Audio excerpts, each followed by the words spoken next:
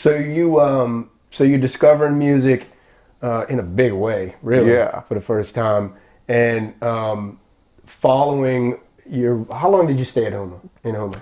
There were about 3 years. 3 years, yeah. Okay. And then you came to the North Shore. Yeah.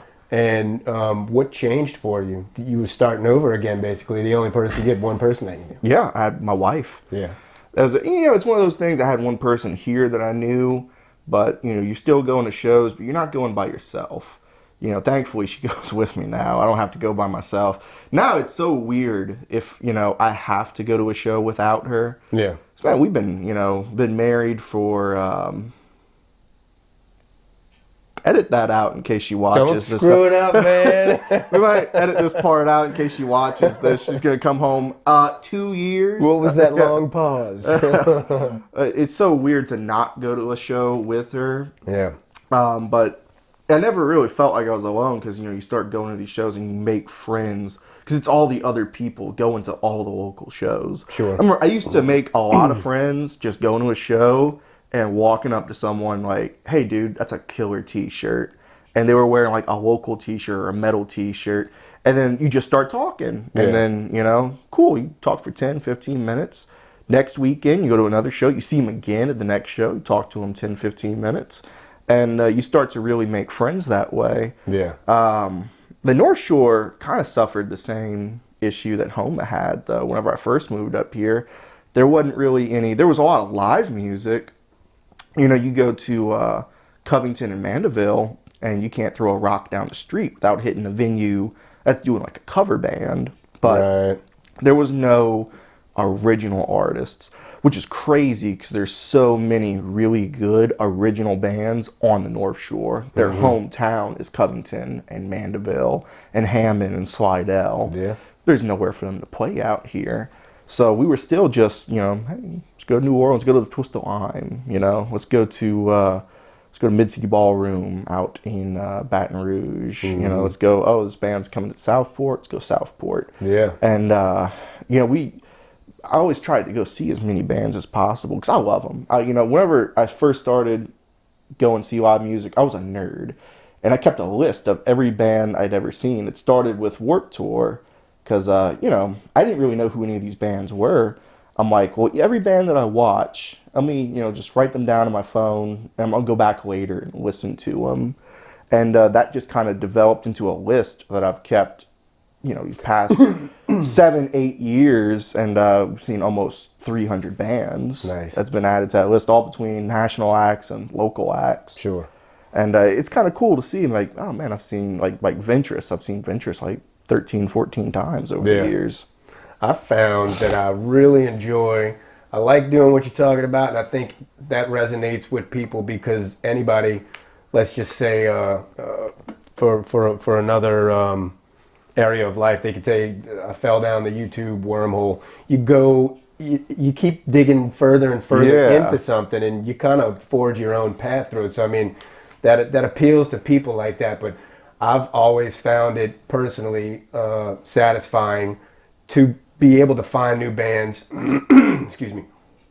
And the only way that I know to do that is to just dig and dig and dig. Yeah. And I've also found that I find myself more interested in a band when I have some sort of personal investment in them. Like I've seen them at a show, or I had their first CD, or you know what I'm saying. There's some point of contact, or I met the drummer one time, or something. You know what I'm saying. So you gain interest in these people, and you want to dig into them further.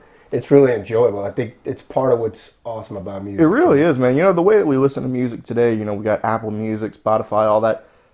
It's never been easier to discover new artists, but it's also never been harder because we have everything at our disposal. It's too much. It's so easy. It's like, like all the streaming service. If you have Netflix and Hulu and Amazon and Disney, you have a lot to watch. It's hard to pick what you want to watch. Yeah. And then you usually end up, looking at it for like an hour. That's me. And I'm like, I guess I'll just watch, this episode of this sitcom. Yeah, I don't even care anymore. I'm digging 700 times before.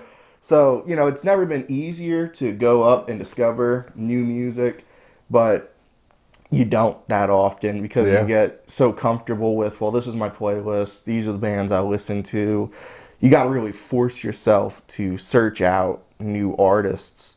And you know, it's crazy. There's so many, like take the Gulf Coast, for example. We have such a rich scene here. There's so many young, talented bands between, you know, like Lafayette here in Louisiana, working down the coast to like Fort Walton Beach or Pensacola, Florida. Sure. There are so many incredible talents out there. And, you know, you go to a show, you might not know who they are, but maybe you know one of the bands that they're playing with, and maybe they're one of your friends. You're just going on a Friday, Saturday night. And then, hey, you find some, you know, you completely fall in love with this band that you didn't really care about 2 hours ago whenever you were driving to the place. Yeah. You know, give a shout out to the Gulf Coast community here. There's so many incredible bands. You know, we got Sevven, Pardon the Scars, Envision, Ventruss, Wildfire, Brave New World out of Pensacola. There's, you know, in New Orleans, there's Drab. She Might Be a Beast.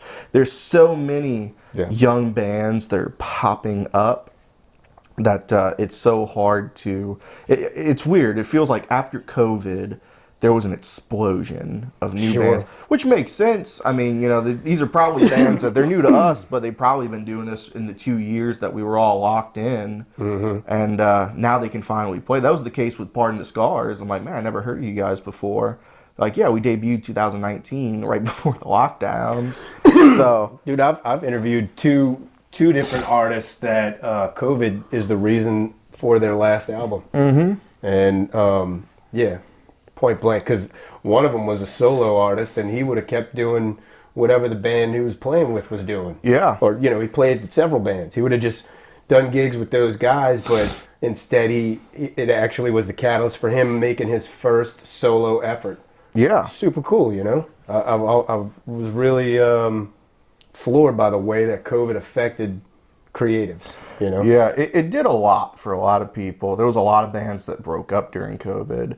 You know, 2019, I was the vocalist for a Zinc metal band out here. You know, COVID came, we couldn't play anymore. We just stopped playing, kind of broke up, you know?